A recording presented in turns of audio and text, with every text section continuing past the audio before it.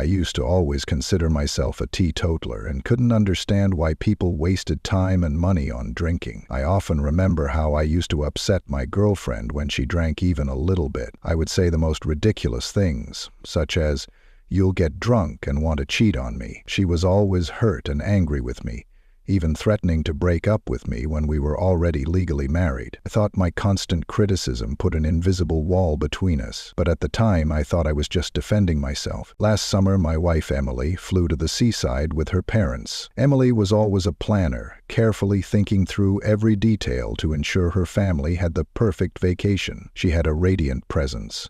Her laughter often filled any room she entered, and she had a knack for making people feel at ease. Without her, the house became unbearably quiet. I realized how much her absence affected me.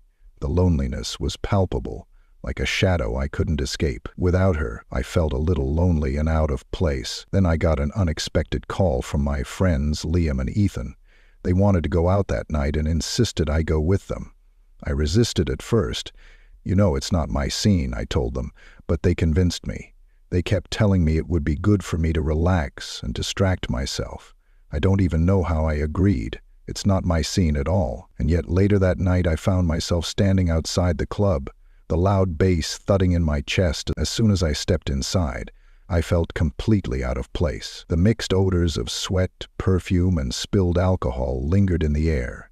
Multicolored lights flashed haphazardly, painting the crowd in various shades of red, blue, and green. The bass of the music was so loud it felt like it was synchronizing with my heartbeat, and the laughter and shouts of the people around me created an overwhelming cacophony. I hesitated for a moment, feeling like I was in a completely different world.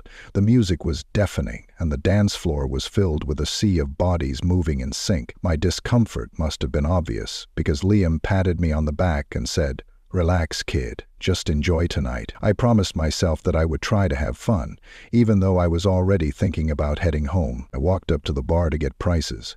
The bartender said something to me through the music, but I couldn't hear him.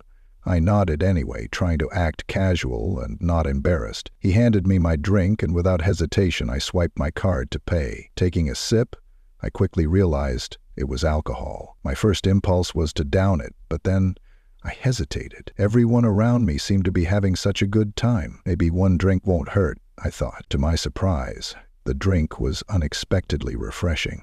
The sharp tang of alcohol mixed with sweetness gave me a strange sense of elation. Before I knew it, I couldn't stop at one thing. With each cocktail I drank, my confidence grew. The awkwardness I had felt earlier began to melt away. Suddenly, the atmosphere of the club didn't seem so intimidating anymore. I joined the crowd on the dance floor, moving to the beat of the music. Liam and Ethan were having a good time themselves, so my behavior didn't seem strange to them. They didn't even realize I'd been drinking right away. By the time Ethan finally noticed, it was too late. My eyes were burning with excitement, and I didn't want to listen to him lecture me.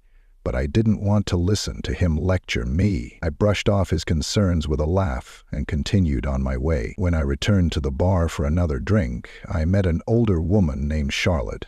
She was much older than me, but there was something magnetic about her confidence. Despite the deafening music, we managed to chat.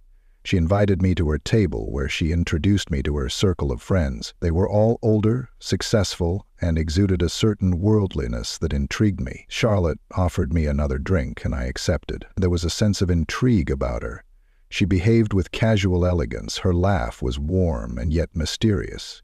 It wasn't just her confidence, but the fact that she seemed genuinely interested in what I had to say, as if my words possessed some unique value.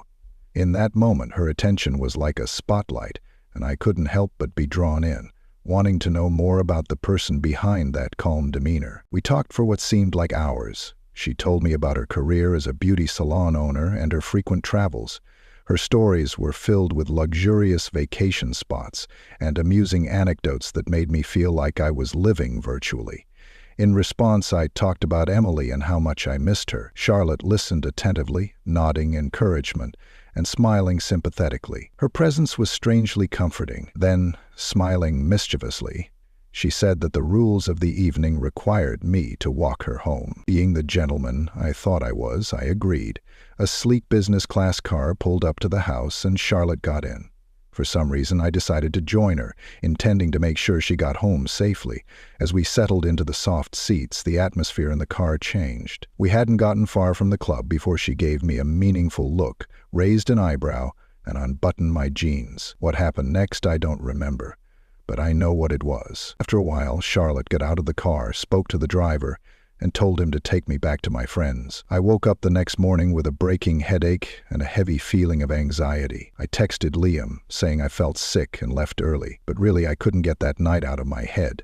The experience felt surreal, like it belonged to someone else's life, not mine. Even now, I don't know how to feel about it all. The lines between guilt, curiosity, and regret blur every time I think about Charlotte and that night.